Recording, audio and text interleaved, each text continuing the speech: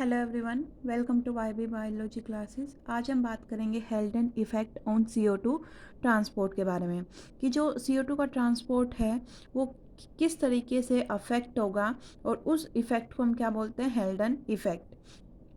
Last video के अंदर हमने transportation of CO2 and O2 के बारे में बात की थी कि टिश्यू लेवल पे भोर इफेक्ट देखने को मिलता है और एल्वियोलर लेवल पे हेल्डन इफेक्ट देखने को मिलता है कि जो टिश्यू की CO2 है जब वो वाटर के साथ कंबाइन होगी तो वो कार्बोनिक अनहाइड्रेज एंजाइम की प्रेजेंस में कार्बोनिक एसिड की फॉर्मेशन करती है।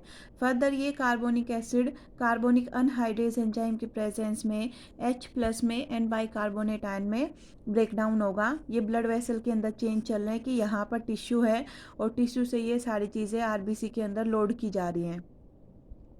लेकिन ये जो रिएक्शन है वो रिवर्स देखने को मिलती है एट एल्वियोलर लेवल, क्योंकि यहाँ पर पार्शियल प्रेशर ऑफ ऑक्सीजन ज़्यादा है and partial pressure of CO2 कम है। इसे हम इस इफेक्ट को बोलते हैं हेल्डन इफेक्ट। तो जो हेल्डन इफेक्ट है CO2 ट्रांसपोर्ट के ऊपर वो क्या कहता है कि ऑक्सीजन की बाइंडिंग हीमोग्लोबिन के साथ, कि हीमोग्लोबिन के साथ जो ऑक्सीजन बाइंड होगा इसकी बाइंडिंग CO2 को रिलीज करवाती है ब्लड से, और ये CO2 ट्रांसपोर्ट को प्रमोट करने में काफ़ी इम्पोर्टेंट स्टेप है कि जो CO2 का ट्रांसपोर्ट है वो प्रमोट होगा। उसके लिए काफ़ी इंपॉर्टेंट स्टेप है हीमोग्लोबिन के साथ ऑक्सीजन की बाइंडिंग होना, कि जैसे भाई कार्बे अमीनो हीमोग्लोबिन है तो अगर पार्शियल प्रेशर ऑफ ऑक्सीजन ज़्यादा होगा तो ऑक्सीजन बाइंड होगी हीमोग्लोबिन के साथ और CO2 को क्या कर दिया जाएगा, रिलीज़ कर दिया जाएगा। तो जो बाइंडिंग है हीमोग्लोबिन की और ऑक्सीजन की वो इम्पोर्टेंट क्रूशियल स्टेप प्ले करती है CO2 को रिलीज़ करने में।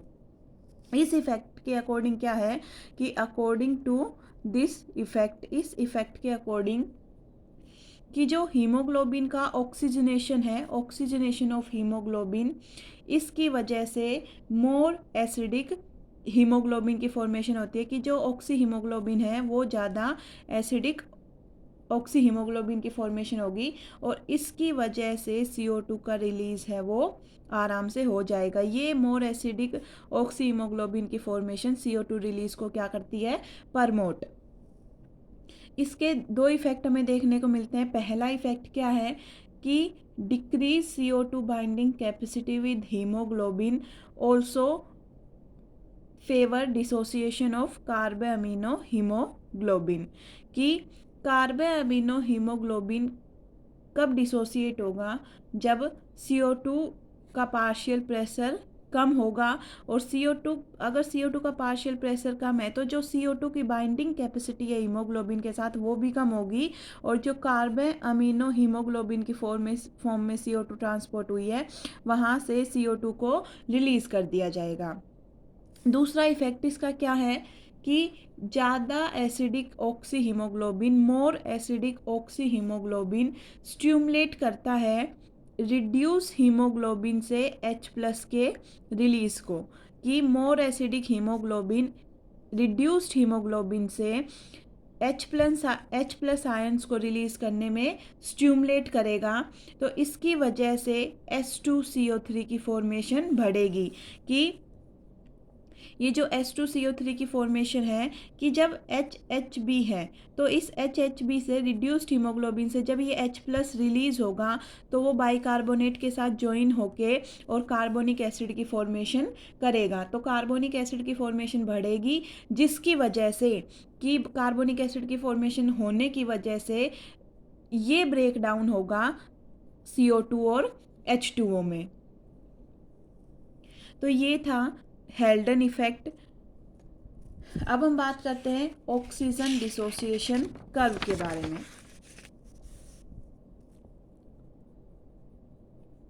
Oxygen dissociation curve,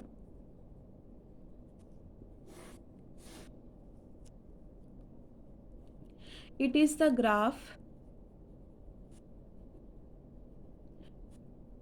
showing percent saturation of hemoglobin with change in partial pressure of oxygen at constant pH.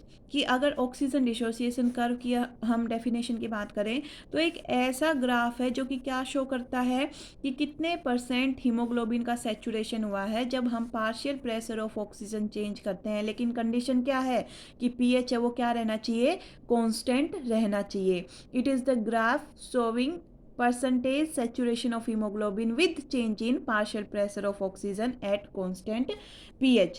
इसके अंदर जो कर्व है, जो इस तरीके का ये ग्राफ आता है सिग्मोइड, तो जो ऑक्सीजन डिसोसिएशन कर्व है इसके कुछ और भी नाम है। इसको और हम क्या बोलते हैं, भोर्स इफेक्ट बोलते हैं। ऑक्सीजन डिसोसिएशन है तो मतलब ये कहीं ना कहीं सेलुलर लेवल पे बात की जा रही है, टिश्यू लेवल पे बात की जा रही है, तो वहाँ पर भोर इफेक्ट देखने को मिलता है। CO2 ट्रांसपोर्टेशन में मैंने बताया था। और इसके जो ये ग्राफ है ये इस तरीके से सिग्मोइड ग्राफ है, तो इसको सिग्मोइड कर्व भी बोलते हैं, एस कर्व भी बोलते हैं, और ऑक्सीजन हीमोग्लोबिन डिसोसिएशन कर्व भी बोलते हैं। जो ये कर्व है वो क्या शो करता है कि इधर हम partial pressure of oxygen plot करते हैं, इधर % सैचुरेशन ऑफ हीमोग्लोबिन, कि there is progressive increase in % saturation of haemoglobin with increase in partial pressure of oxygen up to a level. कि यहाँ पर जैसे जैसे हम पार्शियल प्रेशर ऑफ ऑक्सीजन को इंक्रीज करते जाते हैं वैसे वैसे जो % सैचुरेशन है वो बढ़ता जाता है, लेकिन एक लेवल तक। उसके बाद हम कितना भी पार्शियल प्रेशर ऑफ ऑक्सीजन को चेंज कर लें, कितना भी partial pressure of oxygen increase कर दें, % सैचुरेशन ऑफ हीमोग्लोबिन नहीं चेंज होता। जैसे 30% हीमोग्लोबिन सैचुरेट हो जाएगा 20 mm ऑफ Hg प्रेशर पे, 50% होता है एट 25 mm ऑफ Hg, और इसको हम एक नाम देते हैं P50 वैल्यू। P50 वैल्यू मतलब कि 50% saturation of haemoglobin with oxygen at 25 mm Hg pressure of partial pressure of CO2। फिर जो 75% हीमोग्लोबिन है उसका सैचुरेशन हो जाता है 40 mm Hg प्रेशर पे, देन 80% हो जाएगा 50 पे, और 97% सैचुरेशन हो जाता है 95 mm ऑफ Hg पे। मतलब कि जो मैंने ऑक्सीजन ट्रांसपोर्टेशन में जो बात बताई थी कि एल्वियोलाई के अंदर 104 mm Hg प्रेशर होता है, और जो यहाँ से ऑक्सीजनेटेड ब्लड निकलेगा उसके अंदर पार्शियल प्रेशर ऑफ ऑक्सीजन है 95 mm ऑफ Hg। तो जब इस ऑक्सीजनेटेड ब्लड के अंदर 95 mm ऑफ Hg प्रेशर है उस टाइम पे हीमोग्लोबिन कैरी करती है 97% ऑफ ऑक्सीजन। और वो बात यहाँ से बिल्कुल इसका प्रूफ आया है कि भाई 95 mm Hg प्रेशर होने पर 97% ऑक्सीजन हीमोग्लोबिन का सैचुरेशन हो जाएगा विद ऑक्सीजन। कि ये कहाँ पर प्रेजेंट है, यहाँ से एल्वेलाई से एक्सचेंज होने के बाद जो पल्मोनरी वेन के अंदर ऑक्सीजनेटेड ब्लड है उसके अंदर जो हीमोग्लोबिन है उसका 97% सैचुरेशन हो गया विद ऑक्सीजन। और कितने प्रेशर पे, यहाँ पर partial pressure of oxygen 95 mm of Hg है। तो जैसे जैसे हम प्रेशर बढ़ाते जाएंगे पार्शियल प्रेशर ऑफ ऑक्सीजन वैसे वैसे % सैचुरेशन बढ़ता जाएगा। लेकिन हम 95 के बाद 100 कर दें, 101, 150 तक कितना भी कर दें, हम कितना भी पार्शियल प्रेशर बढ़ा लें, लेकिन इसके बाद कोई भी सैचुरेशन में फ़र्क नहीं आएगा। तो ये क्या शो करता है कि एल्वियोलाई एयर के अंदर % सैचुरेशन ऑफ हीमोग्लोबिन मैक्सिमम कितने पे होगा, 95 mm ऑफ Hg प्रेशर के बाद। उसके बाद एक ये प्लेटू लेवल आ जाता है कि हम कितना भी इस प्लेटू लेवल के बियॉन्ड कितना भी प्रेशर इंक्रीज कर दें, % सैचुरेशन ऑफ हीमोग्लोबिन नहीं बढ़ेगा। जो ये ग्राफ है ये कैसा ग्राफ है, सिग्मोइडल ग्राफ है, ये लीनियर ग्राफ नहीं है। तो ये क्या शो करता है कि अगर पार्शियल प्रेशर ऑफ ऑक्सीजन लो है तो हीमोग्लोबिन की हाई एफिनिटी है ऑक्सीजन बाइंडिंग के साथ, तो लो पार्शियल प्रेशर पे भी हीमोग्लोबिन बाइंड हो रहा है। और P50 वैल्यू ये चीज़ को शो कर रही है कि सिर्फ 25 mm Hg प्रेशर ऑक्सीजन का पार्शियल प्रेशर उस पर 50% सैचुरेशन हो चुका है।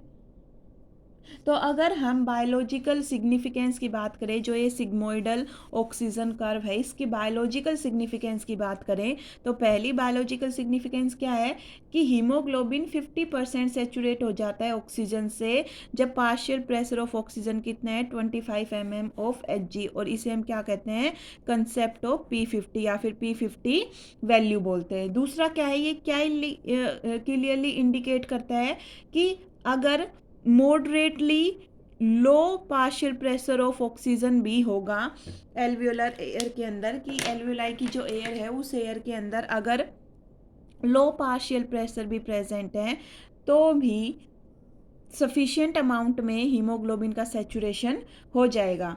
जैसे 50% सेचुरेशन हो जाता है सिर्फ 25 पे, 80% सेचुरेशन हो जाता है सिर्फ 50 mm ऑफ Hg पे। तो ये क्या इंश्योर करता है कि moderate atmospheric hypoxia will cause no ill effect. अगर हमारे एनवायरनमेंट के अंदर जो 150 mm of Hg partial pressure है ऑक्सीजन का, अगर वो थोड़ा बहुत डिक्रीज भी हो जाता है तो हमारे अंदर कोई भी इल इफेक्ट ये कॉज नहीं करेगा। अब जो ये ग्राफ है इससे रिलेटेड थोड़े से जो नेट लेवल के क्वेश्चन है, जो हायर लेवल है उसकी बात करते हैं हम। जैसे ये ग्राफ है,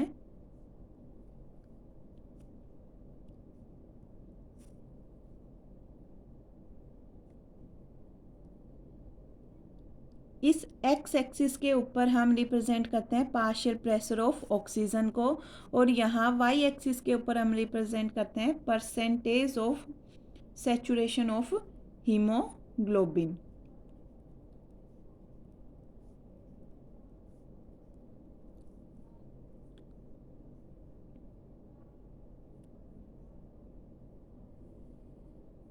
ये है नॉर्मल कर्व,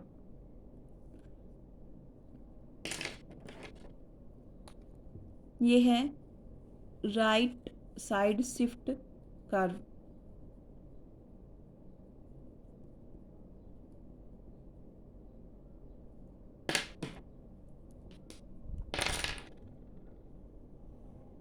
और ये है left side shift curve.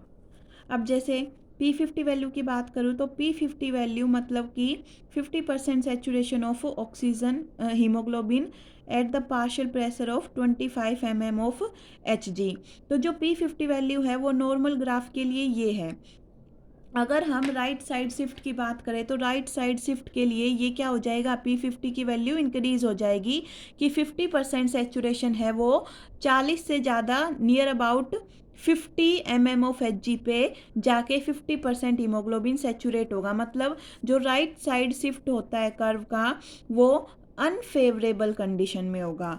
P50 value increase होगी, P50 वैल्यू मतलब 50% saturation at higher partial pressure of oxygen, और वहीं अगर लेफ्ट साइड में कर्व शिफ्ट होता है तो ये वैल्यू डिक्रीज होके नियर अबाउट 20 आ जाएगी कि सिर्फ 20 mm ऑफ Hg पे ही P50 वैल्यू अचीव कर ली गई है। इसका मतलब P50 की जो वैल्यू वो डिक्रीज हुई है कि कम पार्शियल प्रेशर में भी आराम से 50% सेचुरेशन हो रहा है।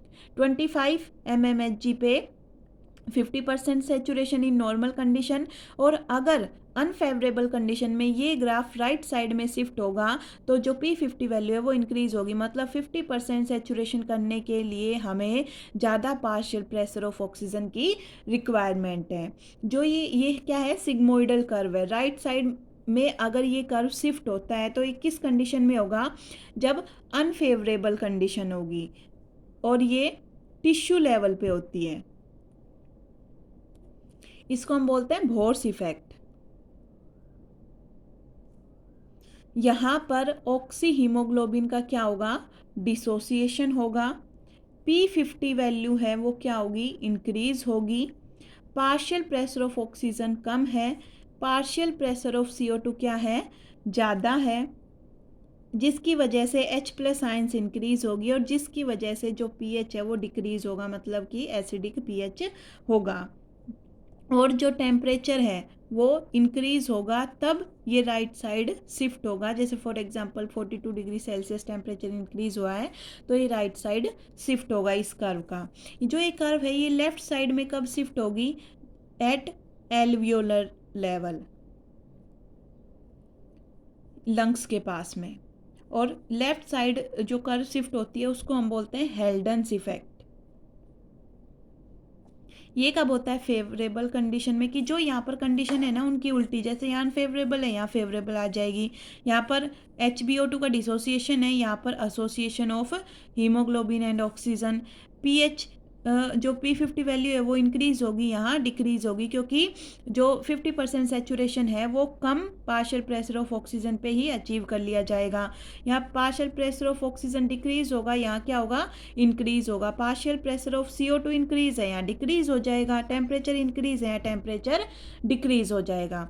तो जो हमें सिर्फ राइट साइड की जो वैल्यूज़ हैं, जो ये कंडीशन है वो याद कर लेंगे तो इस साइड की उसके अपोजिट चलेंगी।